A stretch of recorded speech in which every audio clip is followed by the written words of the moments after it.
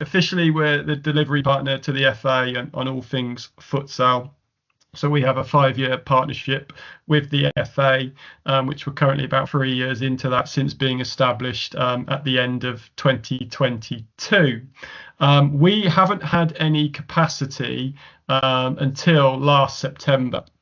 And I was the first full-time member of staff. We're now a team of 3. So just to put things into context, we had a lot of goodwill, a lot of volunteers, a board that sit above me that were super active in that first 12, 18 months to get to that point.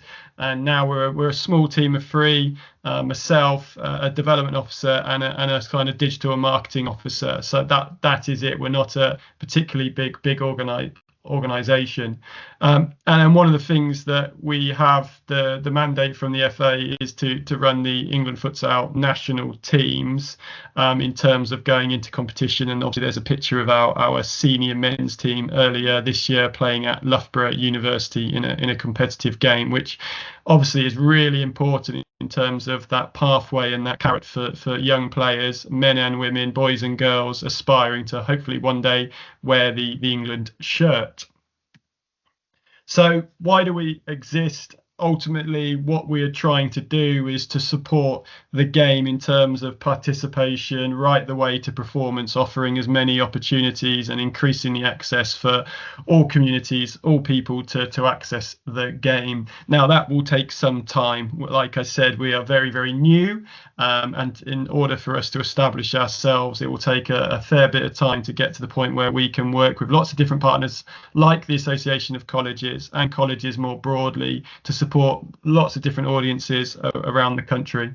But we want to obviously develop our pathway for players from participation to performance.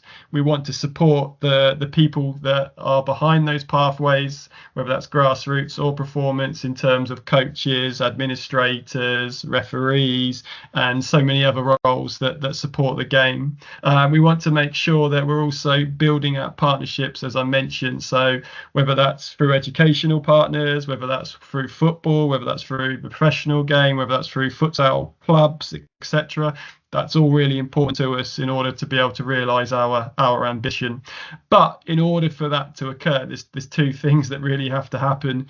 We need to be sustainable, and we need to have really strong governance in order to have strong structures to support what we're looking to achieve. And 18 months or kind of 9 months in from a full-time team of 3, we've got some sort of basic information. And apologies if you're kind of aware of this, but appreciate that this is obviously going to be shared with other individuals as well. But there's some key things that make futsal unique and some key constraints of the game that I think, whether we're playing recreationally or whether we're playing at performance level, they're really important to the game, and that's what makes it special a little bit. So the goals are a little bit smaller. So you would have seen in the clips there, they're essentially hockey handball goals. So they're 3 meters by 2.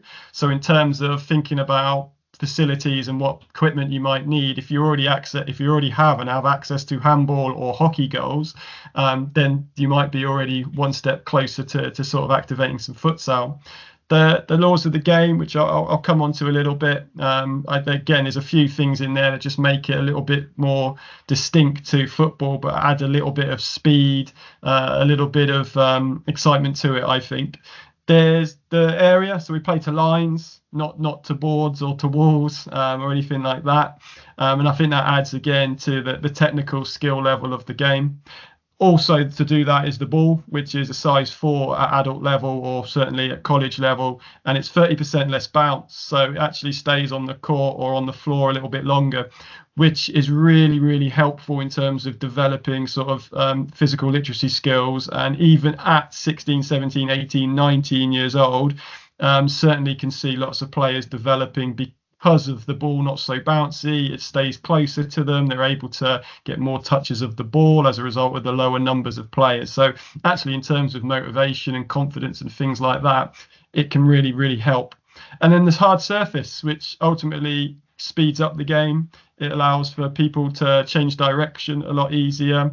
It allows, obviously, in terms of being indoors, not to be impacted by weather and things like that as well. Albeit we will look at some different surfaces and opportunities in a moment. Just some things really in terms of going back to linking back to that why.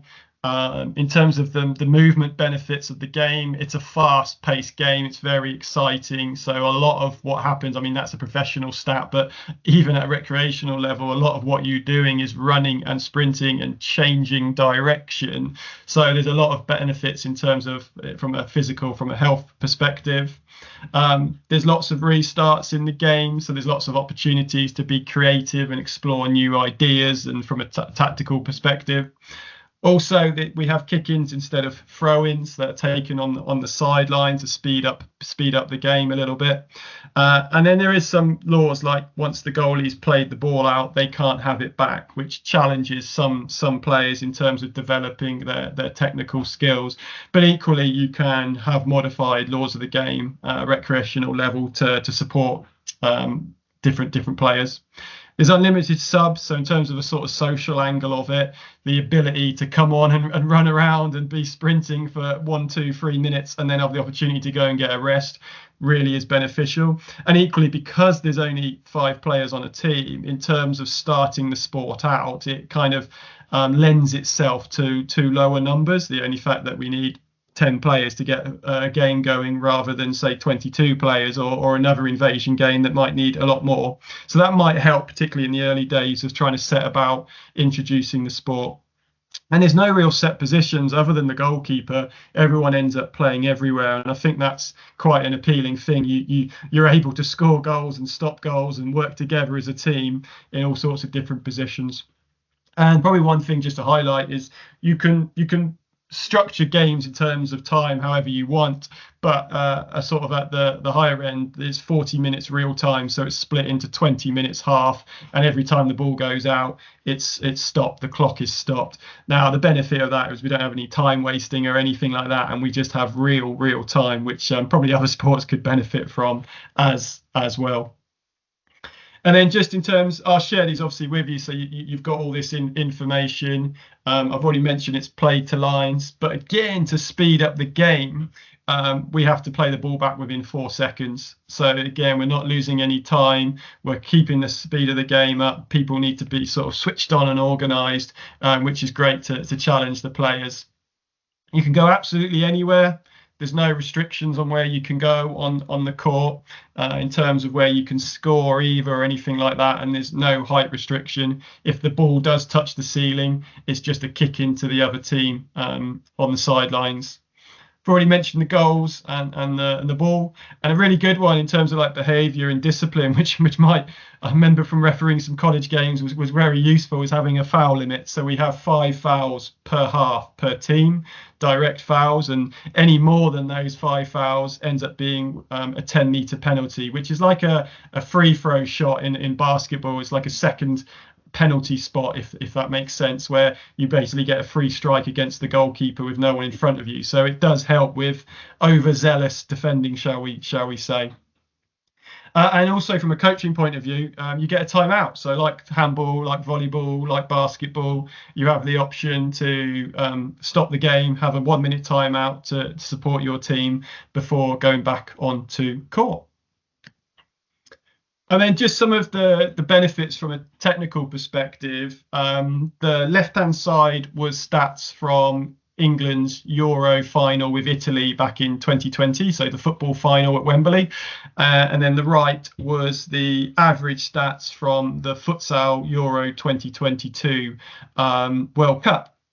So as you can see, the opportunities to simply touch the ball and execute a skill or a technique is quite significantly increased in a game of futsal due to that limited space, but also lower numbers. You're on the ball far more regularly, which is why you need a rest and then to come back on. So some of these you're talking 6-8 times as many opportunities. Just things like shooting, as many times as 8 shots in a game, whereas the average player in football gets less than a shot a game. So just in terms of that involvement opportunities is great at a recreational level, let alone a higher level.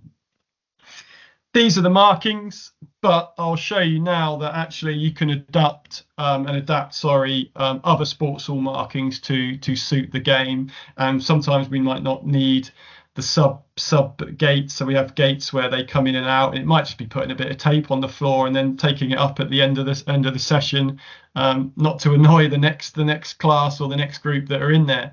But those are the kind of markings, pretty basic. You've got your sidelines, your goal lines, your Ds, your halfway line, your centre circle. You can see that second 10-metre penalty spot, as well as a penalty if you get fouled in the D, similar to futsal. And at the bottom there, you've got some sort of dimensions from recreational level right up to the international level. Again, like I said, I'll share these with you, but here's some adapted versions. So if you had handball lines, you're very, very close to almost the futsal lines. You can see the white lines would be the additional bits, having a centre circle, for example, and the 10-metre spot and the subs gates. And then the bottom left-hand corner, I imagine most of you might have access to some kind of basketball court lines. So again, a lot of similar lines. It might just be requiring a D, for example. But even that, I've seen some sort of like intramural kind of activities use the whole of the key or the full 3-point D of a basketball, which is a bit bigger. But sometimes you have to make do with what you've got in front of you. We also have a netball one, which I will share as well. So a netball configuration into futsal, again, is very, very similar. But I think it's also important to highlight, like, yes, predominantly it's an indoor sport. Yes, we'd like that to be the case, but that's not always the opportunity in front of us. So there are other spaces and places, and particularly when the weather is like it is or has been for the last probably 2-3 months now, making use of outdoor hard surfaces like tennis courts. You can see the netball lines on that tennis court picture, which make perfect for an opportunity to play futsal. You've got obviously the top right there, the netball itself I think that's probably at a school site. Again, being able to utilize that. Some locations might have carpet surfaces, or 3G or 4G. The carpet surfaces probably just a little bit better in terms of keeping the constraints of the game, the speed of the ball, the surface, and the ability to change direction. And actually, Nottingham Forest Football Club did a bit of, I suppose, not just futsal, but some 3v3 games, some street football on their car park. So they turned their car park outside the city ground only a month ago into an opportunity to play small-sided games, of which they played futsal on their car park. So again, it's probably just realising that, yeah, there's alternatives to starting to play the game that doesn't move too far away from those constraints that we want to hopefully have in place. And then here's just some ideas about incorporating futsal within your college. Probably things you might have already thought about, but worth reiterating. I think always a good starting point at the top there, and the two blue ones, is around introductory events, taster events, using the different spaces and places, which can always be a challenge for facilities. Perhaps linking it in with academic courses and using it as a leadership opportunity to learn about sports through another alternative such as futsal. Things like, obviously, yes, it'd be great to have clubs, but sometimes that might be a step too far. So in terms of creating intramural opportunities or student takeover opportunities, I think they've always gone down well when I've had a go at those, probably more at university than college, but certainly there's definitely opportunities in the college space around that, which might then fuel maybe opportunities for a student club, a recreational offer, or even bespoke offers like a female only offer. And then I suppose the green one's a bit further down the line, is if you've got something that then becomes a little bit more sustainable, how you link in either college to college, if they're local enough and enough interest, or indeed more community-based opportunities as well. And one thing I just put in the bottom right-hand corner, hopefully we'll have some more home games next year for our men and women's Lions and Lionesses, is, we'd be more than welcome to host some college teams or colleges generally to come and watch some games and build that interest. And then just to wrap up, there's quite a few opportunities around sort of developing your student workforce or the people that might sit behind the club. So England Futsal, our job is to run the CPD on behalf of the Football Association. So if you're interested in running things for your students, do come and speak to me and drop me an email. There is actually quite a few online and free opportunities that students or individuals can get involved with. So there's a free online module on the FA website there. There's also a free introductory kind of module to the game of futsal. And of course, then there's the National Futsal course, which usually what happens is we try and signpost those that have done an introductory CPD with us onto a local national futsal course. And I know the FA have just released 4 new courses. And there's also various videos and a community that you can go and find out more information about, not just the game, but about who's setting it up and who's trying to do similar things to what you might want to do. And then this is just where we're hoping to go as England Futsal, and again, just try to see some of the connectivity. This will take the next 3 to 5 years, but ultimately we want to make sure that outside of that kind of core pathway, which would be the local clubs, schools, the domestic league, and then into our kind of performance teams, is that we've got strong opportunities at all age groups, including sort of 16 to 19, and working more closely with colleges and universities at a further and higher educational level. So we've got more routes essentially and more opportunities to enjoy the game. And then what I've got here, and hopefully these links will work for you, is 5 PDFs linked to just useful resources. So information about getting started, the benefits of the game, more those images around facilities, so you can start to look at being creative with the space that you might have, and then some other bits around mastering the ball, pitch sizes and things like that. And if you were interested in goals, the Football Foundation still do 80% funding. So the goals are around £800, and with an application, you can actually get them for £200, which is a significant saving.